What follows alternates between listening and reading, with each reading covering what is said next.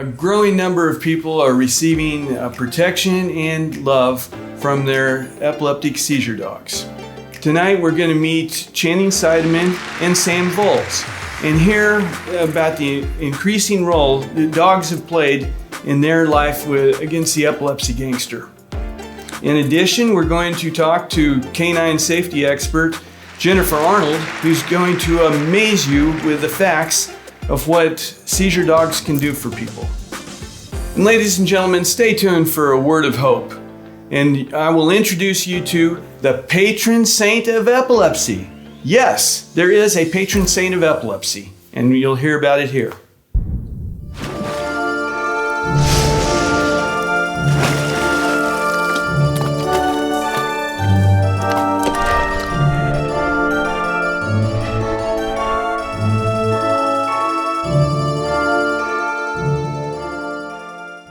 Epilepsy is an invisible disability. It can strike at the most unexpected moments, like the most devious gangster. Epilepsy is a criminal. The epilepsy gangster steals money from people. It doesn't matter if he steals it from college funds, whether it's from retirement plans, and some of his victims have to choose between spending money for food or spending it on medicine. The epilepsy gangster robs people of relationships and job opportunities. But most diabolical of all, the epilepsy gangster kills. Like all criminals, the epilepsy gangster must be stopped. Watch Tim Ulmer and his gang you're meeting, who are committed to ending the crime spree of the epilepsy gangster.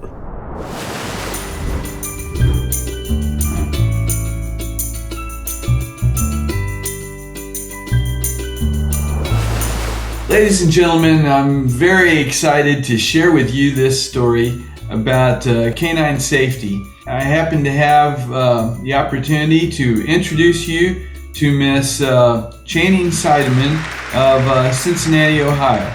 Channing, welcome to the show. Thanks so much, Tim. Channing, please tell us a little bit about how the epilepsy gangster entered your life. Well, I was 9 years old and I was playing a game with my dad and my brother. And outside we saw some strobe lights, so obviously just had to go be looky-loos and see what was going on. But it was a DUI getting pulled over, and they were doing the walk line test, and so we just kind of, kept watching, and that's when I had my first tonic-clonic seizure. And the ER said that I would likely be have one, that's it. 6 months later, though, I had my second tonic-clonic seizure, and after having those two, they diagnosed me with epilepsy. When the doctors told you that you'd probably grow out of it, when did it happen the next time? We were holding out hope. We thought we would be in that percentage that is that 70% that gets it controlled with medication and can just maybe pop one pill a day, kind of go on with life. We're just like, yeah, that's gonna be us, right? This was 2007 and I was 14. My seizures were getting worse and worse. That diagnosis really turned our world upside down. And we had an opportunity to talk to Jennifer Arnold of Canine Assistant about this problem. Sorry, bugs me. Not a big fan of epilepsy, so thank y'all for letting me do this. Well, I think anybody who has epilepsy benefits from having a dog who's been, trained so that they can go everywhere with their person. But the people who really benefit from having dogs who can anticipate the onset of seizures are people who have, no more than a single episode a day. And because what happens when you have a lot of seizures during a day is the odor, which is how the dogs can tell that a seizure's coming, is an odor released by the body. That odor lingers for, it looks like up to about an hour after a seizure. So, you're kind of running into, for a lot of folks, where the odor is present all the time.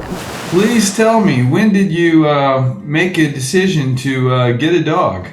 So we got my first seizure response dog in November of 2010. And I was very hesitant at first because I was afraid that by having this dog with this vest, I was making this invisible disease completely visible.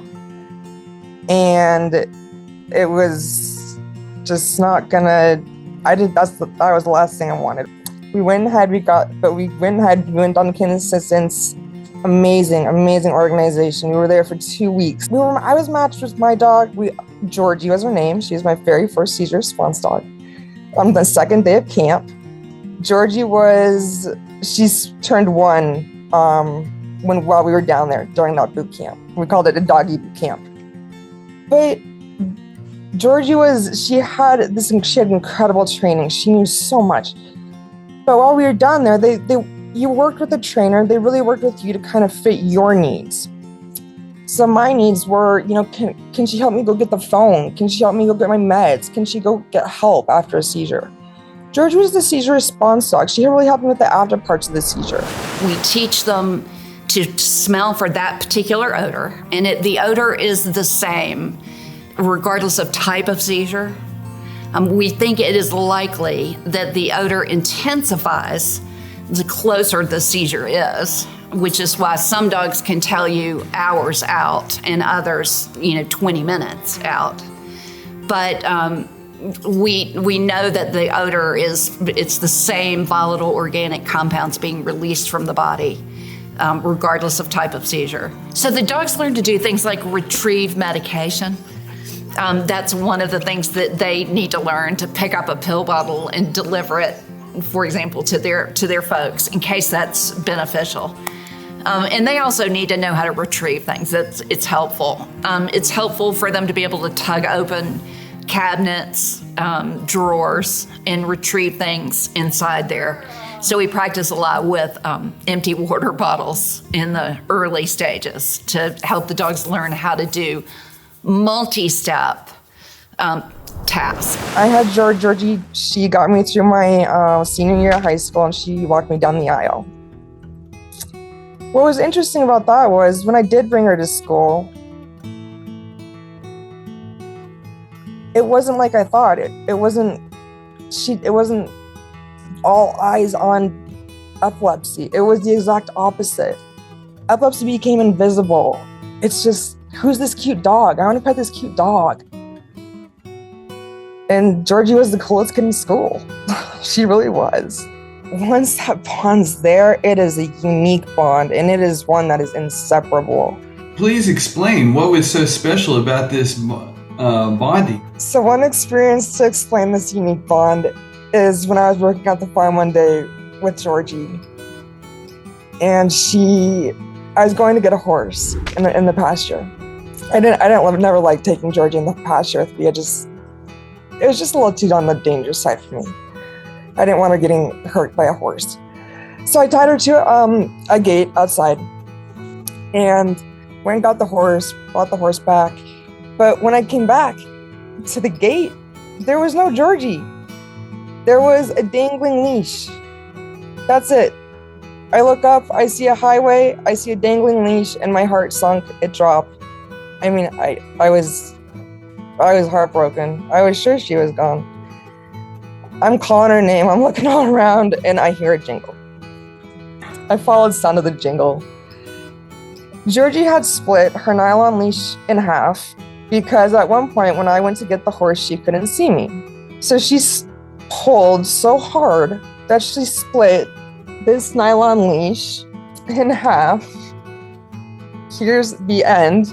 There is no handle, as you can see. Oh, wow. This is what she was clipped to, but there's no handle. And she went to a place where she could see me so she would know that I was okay. Oh my gosh. How and she sweet. just sat there waiting till I was out of the gate, waiting till she waiting till I came and got her. She just sat there watching me, but she made sure she could see me. That's probably bringing tears to viewers' eyes right now. They learn concept. They're taught to reason by exclusion.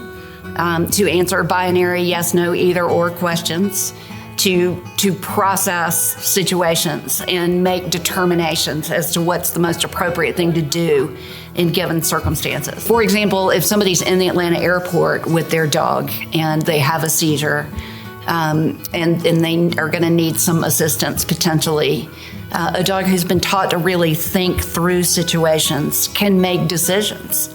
A dog who's been trained to follow commands or cues exclusively won't be able to function because there's nobody there to give them those cues and commands. What kind of dog do you have now? Georgie was actually my current dog's great aunt. So I have Georgie's great nephew, and his name is Bishop. And he is a seizure alert dog, which is different from Georgie, who is a seizure response dog.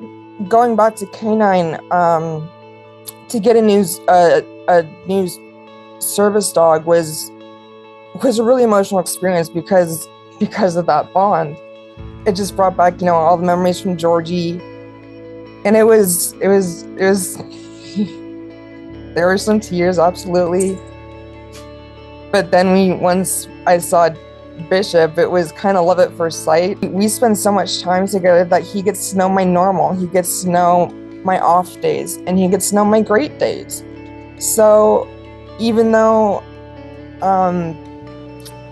and as we build that bond, as we get closer and closer together, he's then able to he'll then know when it's not normal, or he can then identify more of my smell, and he'll go get my mom and bring my mom to me. Please tell us a little bit more about the satisfaction of having a dog with you. So I spend a lot of time at home, and from either having seizures, either recovering, or just from simply exhaustion, or from symptoms of side effects. Those will knock you out too. So whether it's sleeping on your bed, resting on the couch, it's a lot of time at home, resting and sleeping. And sometimes that can put you, if you're on kind of a bad go of it, that can kind of put you in what I call an epilepsy funk, or that sadness of epilepsy, where you're just like, really? So when you're stuck at home on the couch, in bed with the epilepsy funk, saying, really? All you just want is a fuzzy face, just right there. I love that dogs don't have to overlook issues that we have, be they, medical or difficulty with mobility. They don't have to overlook anything. Even, your mama has to overlook things about you. To the dog, you are perfection. And they love and they look at you with that you are perfect in their eyes. That's what you see when you look at them reflected back at you. I adore you. You are perfection. What one word of advice would you like to leave all people with epilepsy? Find whatever you're passionate about. You can't give it up. Whether it's animals, sports, because you need that outlet, and you need to have something to hang on to in those tough times. You need to have that some sort of normal that holds you, that's you. That you need to have part of you kept. Bravo! I know just how you feel. Channing, thank you so much for joining us today, and I wish you all the best with Bishop and your writing. Thanks so much.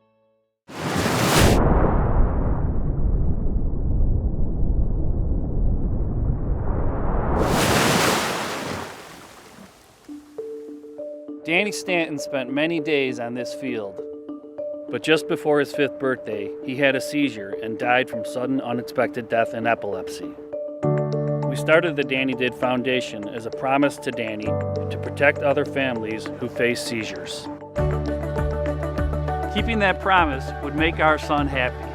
Connect with us at DannyDid.org to learn more and to donate. And enjoy your life, just like Danny did. Tim always knew the world was made of different people, the idea of serving others, and loving the United States. Epilepsy made that difficult his entire life, particularly in keeping him out of the Navy. After several failures, the chance came to teach English in communist China. Going to the Chinese university, he was the first foreigner most had met, and he became their only American friend. Everyone discovered that people shouldn't base their friendships solely on nationalities. I was glad to answer their questions because for the first time in my life, I saw that God had a mission for me. I became proud of my epilepsy, and I realized that I was serving on a mission for my country's image that was bigger than anything I'd imagined as a kid. At the same time, I was serving God. Read the ebook, Involuntary Mission in China with a Thorn in the Flesh, to learn about Tim's struggles and discoveries. Ebook available on Amazon.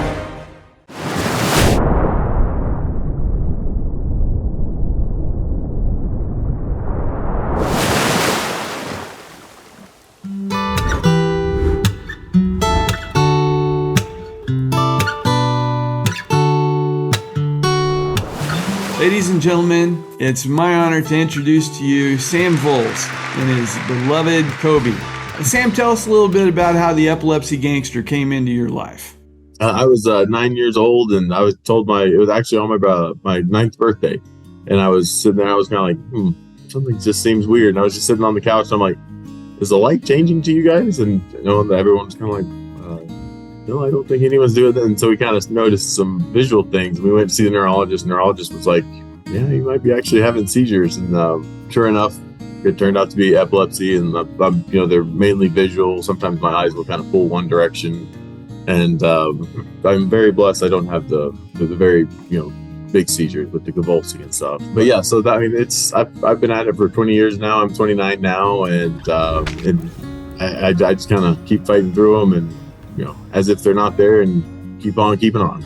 Before the Epilepsy Gangster came into your life, what were you expecting your future was going to be like? I mean, I grew up playing hockey, and so I was constantly I would play hockey, and I actually grew up. All my family is from Colorado, so I run a farm, and I'm the 5th generation to run it now out here in Colorado, but I grew up in Alabama.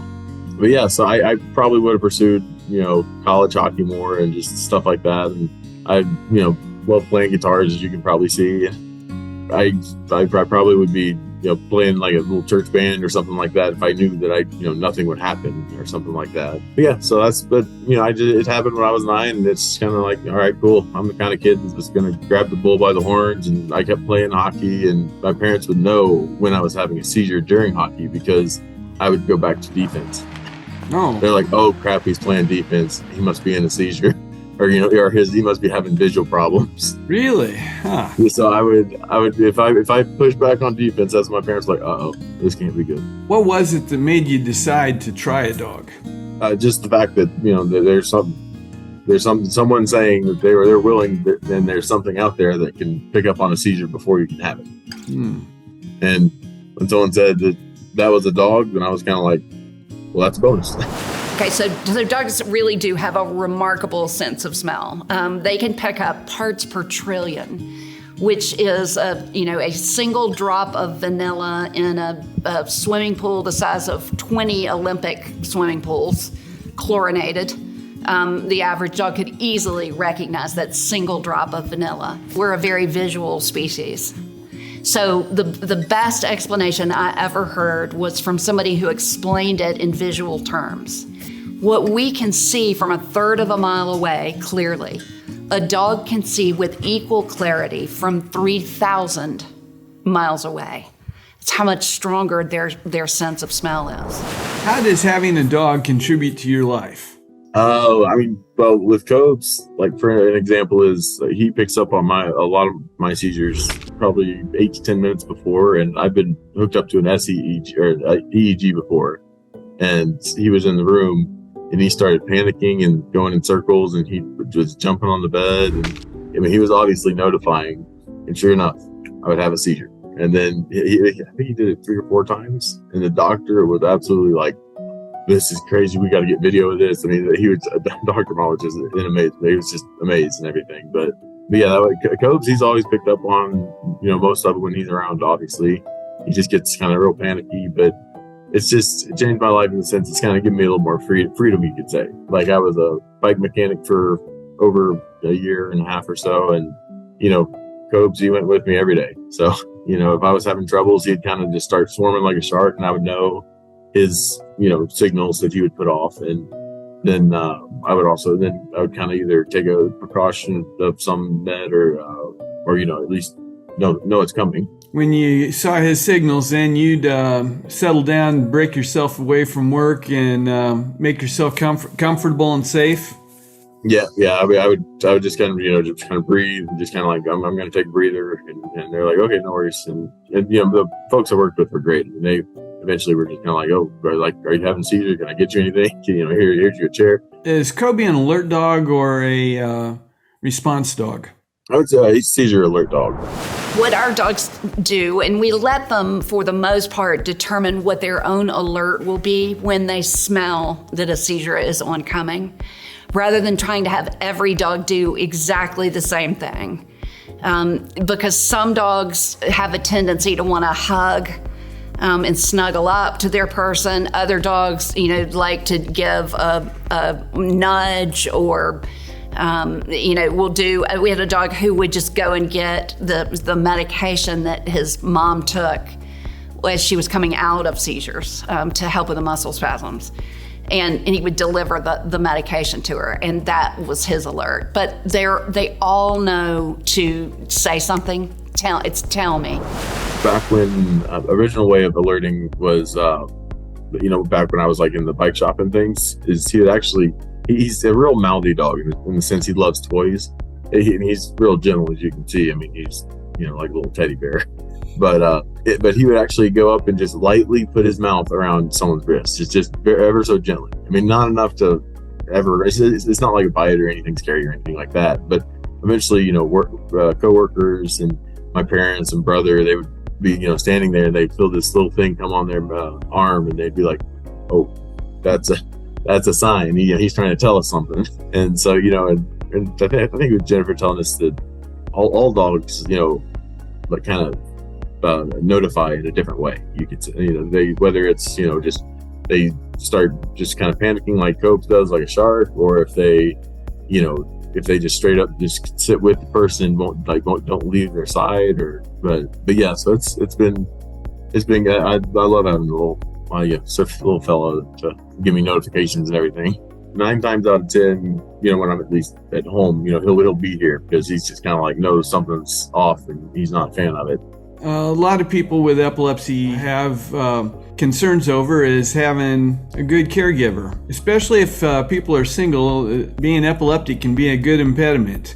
You just got married 5 months ago, as I understand. Yep, yeah, just got married. So I just got, and now, I'm taken. So, but yeah, so it's so far it's been great. It's interesting because she has a boy kid, just a little dog with full of energy. I mean, just pretty much me as a dog. I mean, just active as can be. But he also will pick up on him, and he gets to where he'll sit at my feet. So I got Kobe kind of swarming and kind of panicking and stuff, and then Bentley will actually come over and just kind of sit at my feet, and he'll just kind of look back up at me. Do you think your relationship with Kobe might have made things easier for you to bond with Rachel? I would say so. I mean, I know like Rachel loves Copes, but we kind of both have, our dogs, you could say. One of the things that we encourage people to do as soon as they get home with the dog is sort of label, as we call it, everybody in the family. Be sure that the dog knows everybody's name, and then they start learning to go get. And they learn that on their own really quickly. The dog needs to know they can get to mom or dad.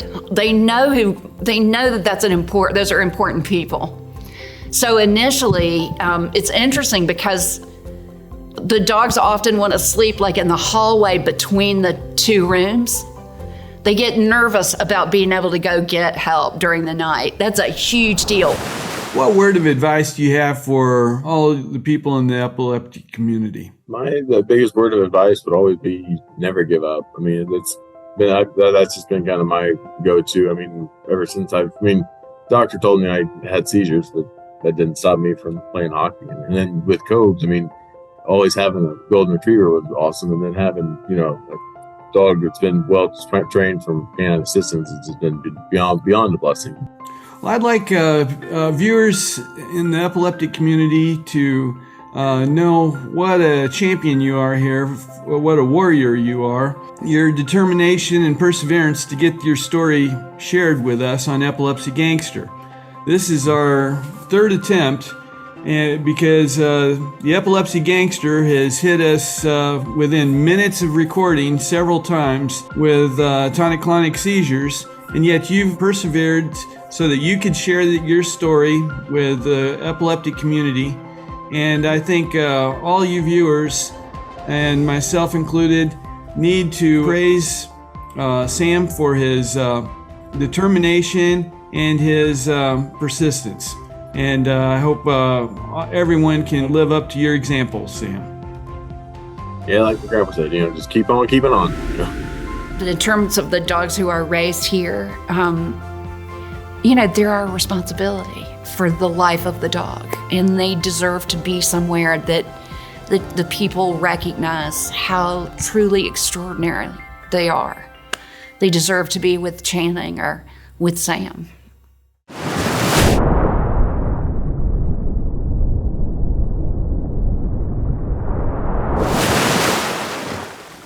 The Defeating Epilepsy Foundation is a nonprofit organization dedicated to helping those battling epilepsy. We provide advocacy and educational services to those battling epilepsy at a global level.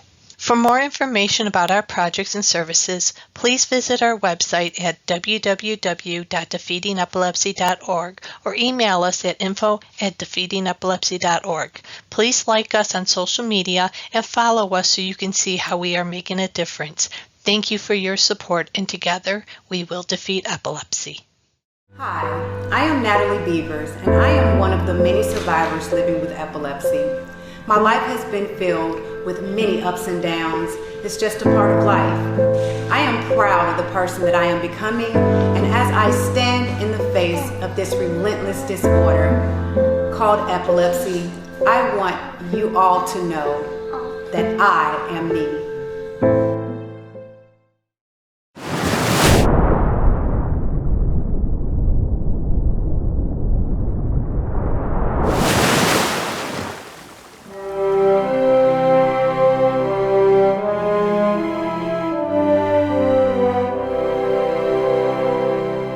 An individual emerged from the tapestry of ancient Rome, leaving a lasting legacy that transcends millenniums.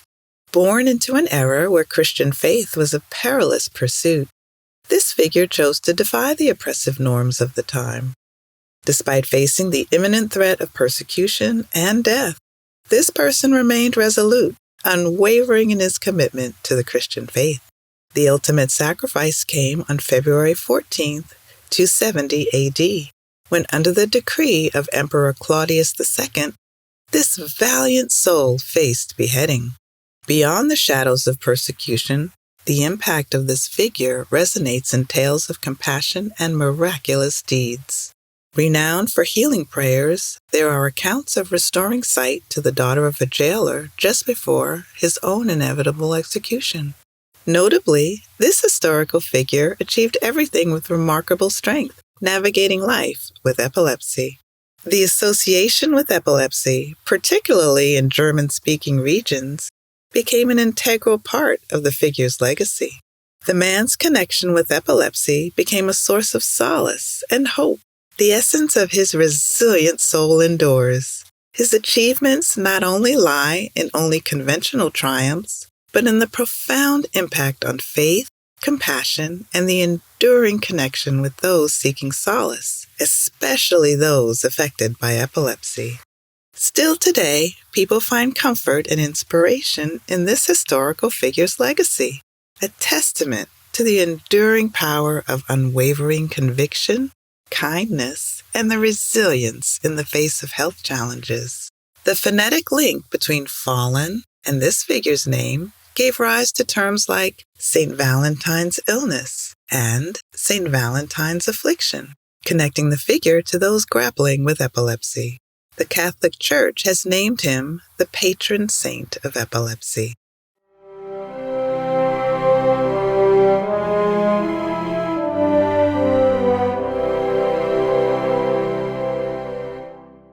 His name is Saint Valentine.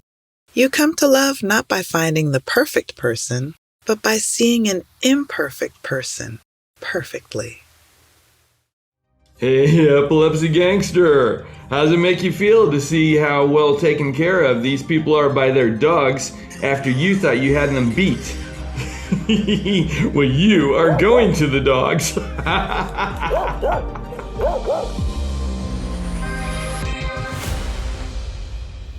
Well, ladies and gentlemen, that concludes our season 2, and it's been a wonderful pleasure for me to introduce you to all these fine stories. But I want you to know that I'm not putting this on by myself. I have a wonderful team of warriors behind me, and it's time for you to have the opportunity to get to meet them. Hi, I'm Marcus Veazey. I'm the head of production for Epilepsy Gangster Season 2, and I am from Alpharetta, Georgia, originally from Minnesota. Hi, my name is Raleigh Hunt. I am from Louisville, Kentucky, and I was the content director for the Epilepsy Gangster team. Hi, I'm Terry. I'm a video editor from Ireland. Hi, my name is David, and I was an editor for Epilepsy Gangsters for over a season. I live in Alpharetta, Georgia, and being so close with Tim and working with him has provided me so much experience and has only helped me with my journey through my career. Hello, my name is Pramod Sundarshi. I'm an editor and I'm from Johns Creek, Georgia. Hey there, everyone. This is Keith DiMartino coming at you from Athens, Georgia. You may recognize my voice from the Season 2 intro of Epilepsy Gangster, and I am also one of the editors. My name's Galen Collins. I'm an editor for the show, and I'm from Alpharetta, Georgia. Hi, my name is Keisha L. Clark. I'm originally from New York, USA, and I have been blessed with the opportunity to narrate the Voice of Hope segment for Epilepsy Gangster. I wish you great health and many, many blessings. Hello, I'm Romanika Muskaita from Lithuania, and I'm an animator for World of Hope. Hello, Epilepsy Gangster viewers. My name is Stephen Howe. I am a student at the Georgia Institute of Technology in Atlanta, Georgia, and I am your writer for A Word of Hope. What a wonderful bunch of people working for our epileptic community. But last but not least, you should know about my teenage daughter, Alana. She has been my production assistant from the beginning, and she is in charge of e-commerce on social media. Without her skills, you wouldn't have this available to be watched. And I love you, Alana. And so for the rest of you, may you be seizure-free and God bless you.